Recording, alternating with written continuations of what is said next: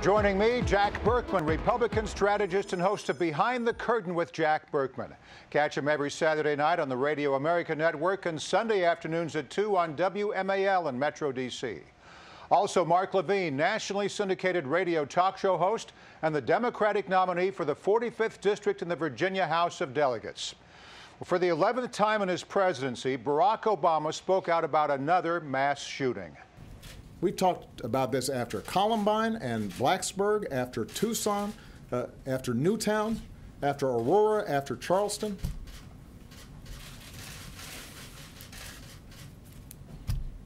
It cannot be this easy for somebody who wants to inflict harm on other people to get his or her hands on a gun. And what's become routine, of course, is the response of those who oppose any kind of common sense gun legislation. We're talking about the most recent tragedy in Oregon. Mr. Obama also asked the media to look at the number of Americans killed by gun violence versus those killed by terrorist attacks.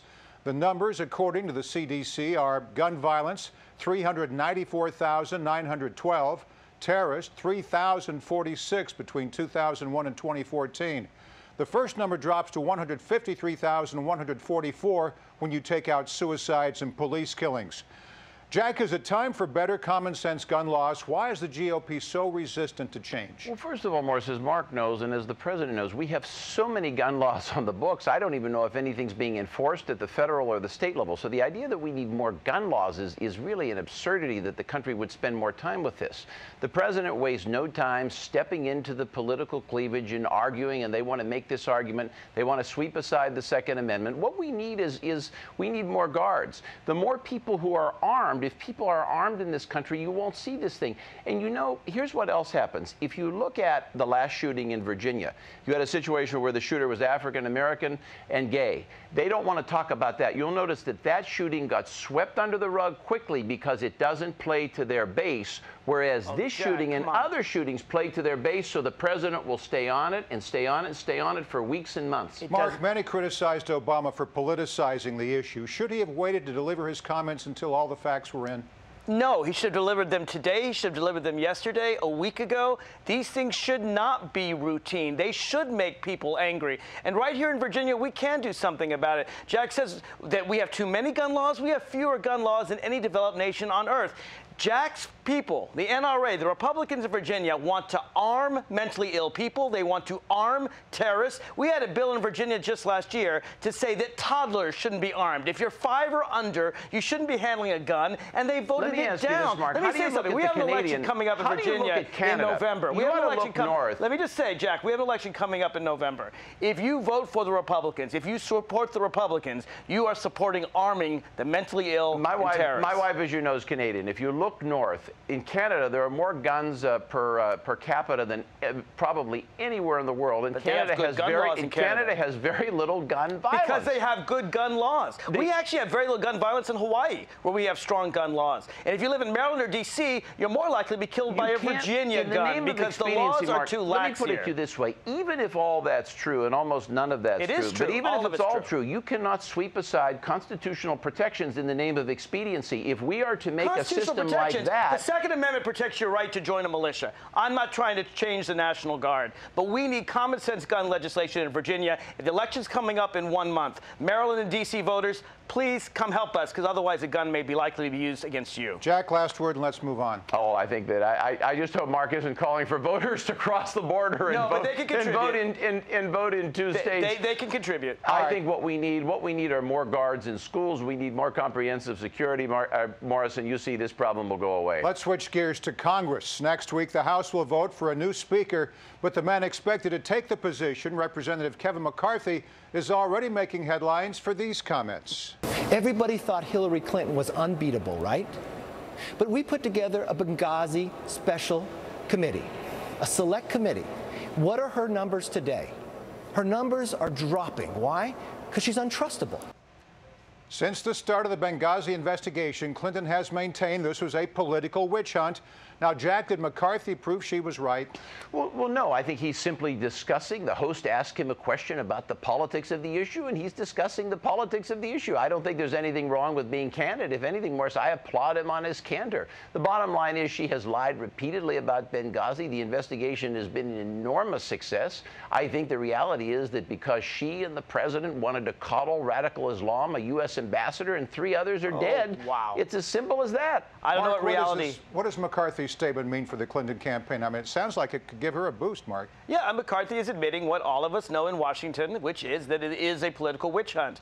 Every single committee that's looked at Benghazi has said that Hillary Clinton had nothing to do with it. She was fully exonerated by Republican commission after Republican commission. Everyone knows this is entirely a witch hunt, and now you have the next speaker confirming it. Let's assume what you say is true. It is true. Read the Aren't you reports. frustrated? Aren't you at least a little bit frustrated by the delay? It took the president and the Secretary of State hours and hours to respond. Doesn't that even trouble you in the least? Hours to respond to something where they didn't know what was happening? I mean, come on.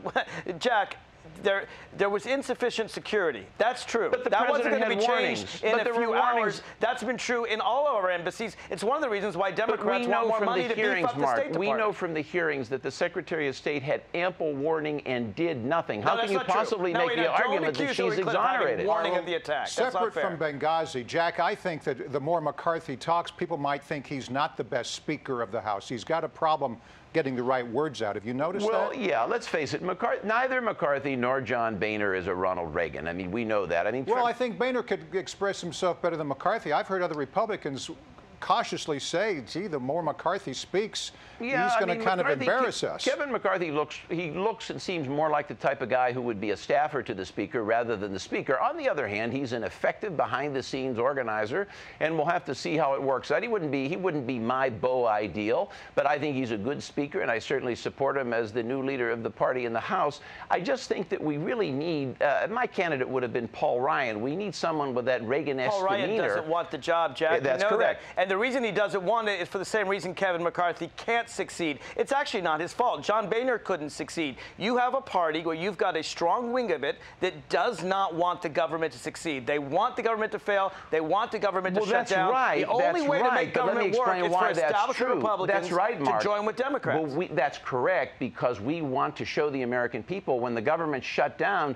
you won't miss 90% of it. That's why I'm eager for a shutdown. But for vital functions, national security, Social Security checks, Medicare, keep vital functions moving. You shut down the Department of Energy, the Department of Commerce. Right, let's move on. Let's not shut down this show yet. While Hillary may be saying, I told you so about Benghazi, new reports show Russian-linked hackers tried to break into Clinton's personal server at least 5 times. They used phishing emails disguised as parking tickets to entice the former Secretary of State. Experts say with one click, they could have gained access to her entire computer. Hillary's camp played down the attempt, saying she gets spam just like everyone else.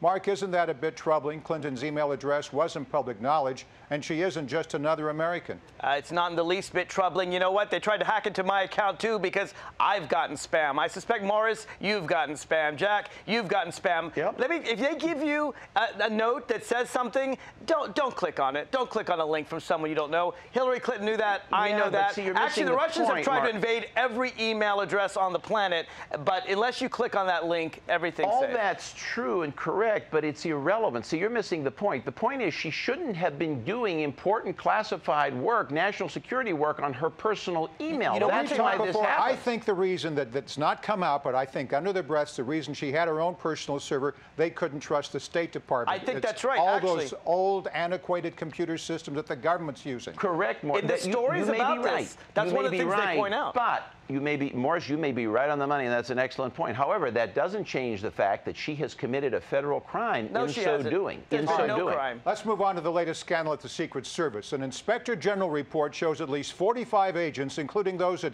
senior levels, accessed personnel files on Representative Jason Chaffetz. They were trying to dig up embarrassing information because he's critical of the agency. Here's how Chaffetz responded. It's a little bit scary. The Secret Service diving into my background as a sitting member of Congress. It's not about me, but it is about what are they doing over there? These people are entrusted with guns by the president, for goodness sake, and if they're supposed to be the Secret Service, we give them police powers and we give them the ability to you know, dive into confidential information, and it's very disconcerting. Jack, what's your take on this? I think Jason Chaffetz, I will predict in the next 10 years you're going to see him as a presidential candidate, and this incident gave him a big boost. Yeah, we don't have the Secret Service protecting him. Well, that's funny. That's a good. I'll tell you though, Morris, this is one of the big reasons that the House wanted to impeach Richard Nixon. Richard Nixon did all this stuff. People like Mark in 1974, you and I remember this, were looking to impeach the president. This was one of the big issues for it. It's a shame. It's a horrible abuse of power. Not only is it a horrible abuse of power, but it is the third or fourth time, the fourth time you have had a major scandal within the Secret Service.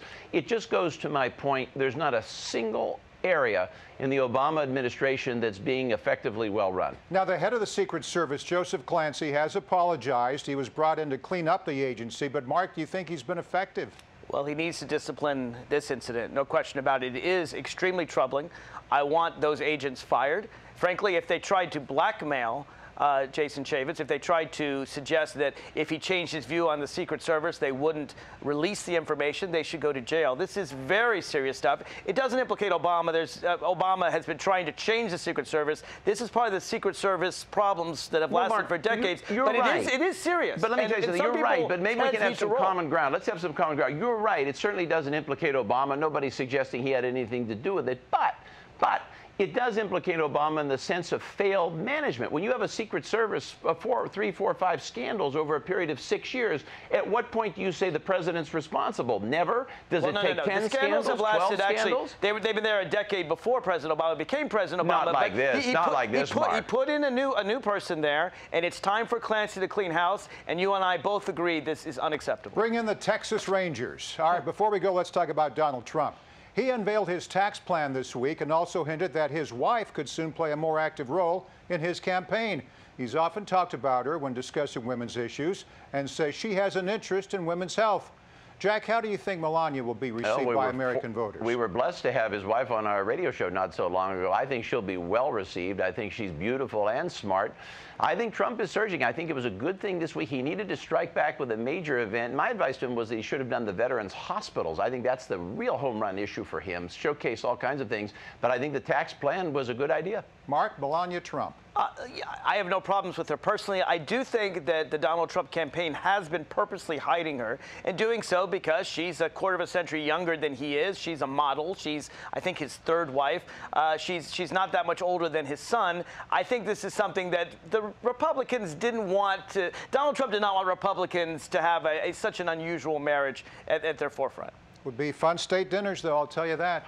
Mark Levine, Democratic strategist. Jack Berkman, Republican strategist. The best political panel on TV. Thanks to you both. Morris, Thanks, Morris. Thank you, Mark.